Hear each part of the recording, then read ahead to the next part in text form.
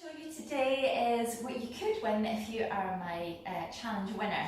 So this is called a C9. For those of you who have never seen it before, it's my favourite product from the Forever Living range. It's actually the product that brought me into the company, because when I did it about 5.5 years ago, I knew that I had to be with that company who had come up with this and helped to spread the word, and that's what I've been doing ever since.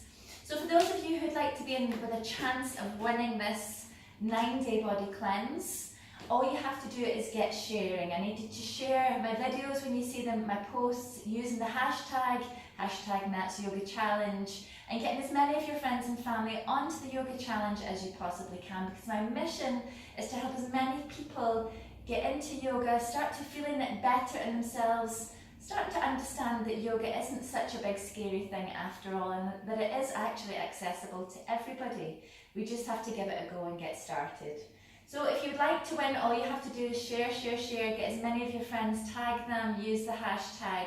And this is a cleanse that I do probably about twice a year. You can do it up to about 4 times a year if your body needed it. However, if you're used to eating well and doing exercise like myself, twice a year is enough. Really, it's a 9-day kickstart.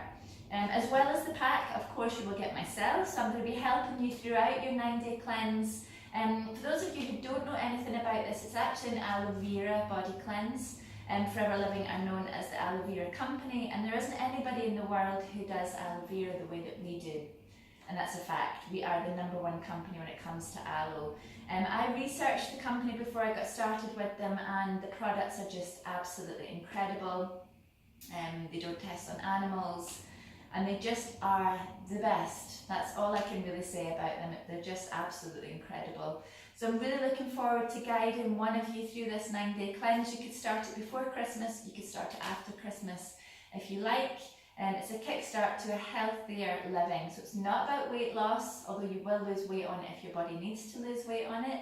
It's really about getting some good habits.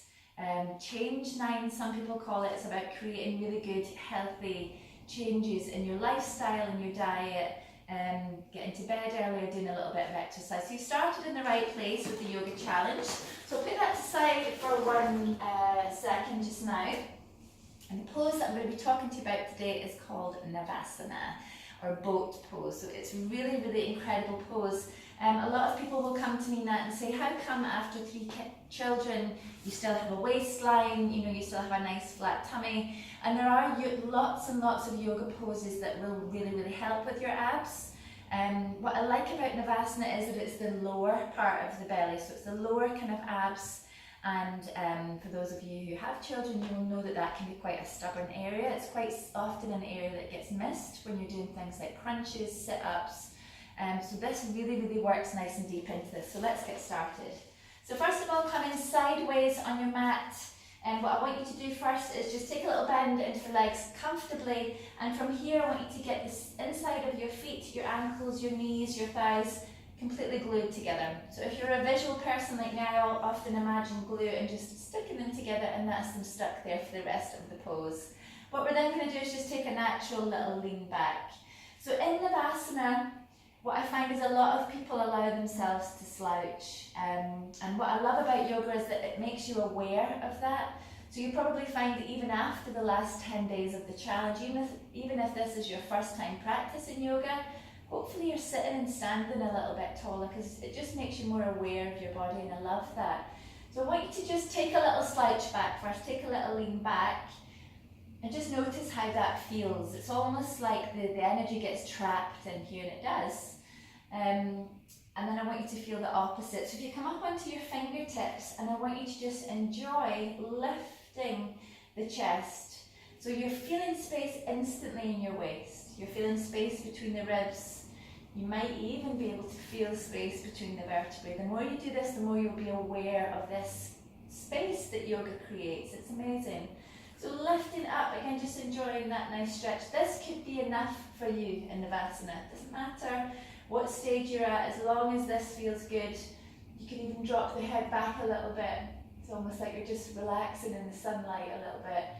And you should be able to feel that these core muscles right down at the front of the belly have started to engage themselves as you do this. I want you to feel that.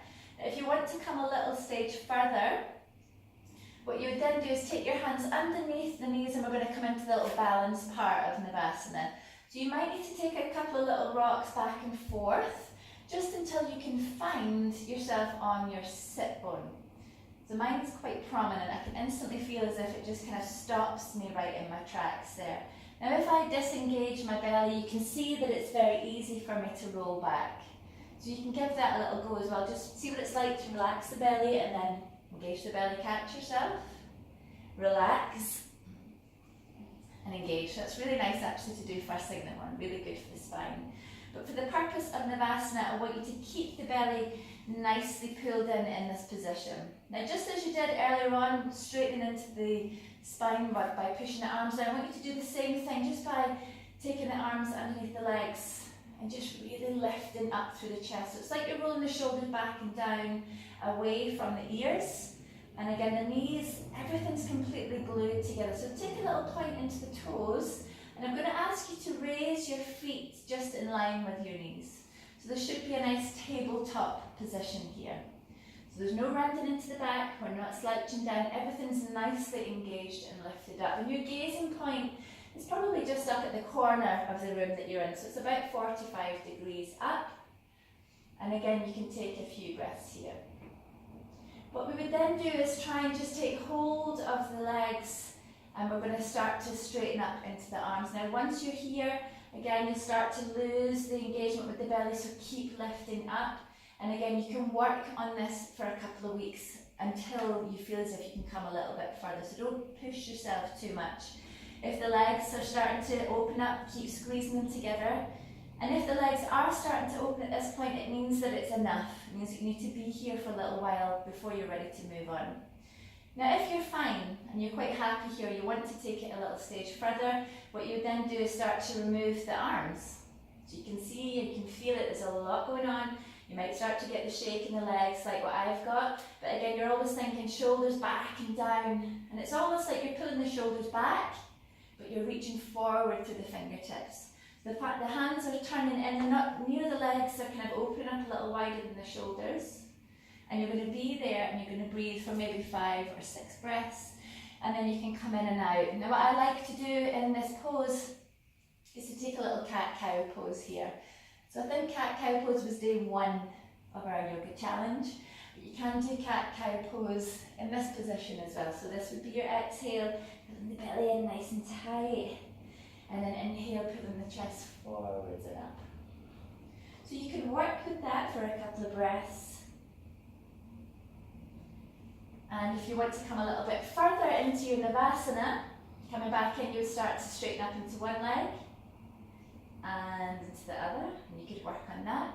Or if you want to come in and just have a little surprise at the end, just to finish off, you can start to lift the feet up, but keeping hold of the big toes.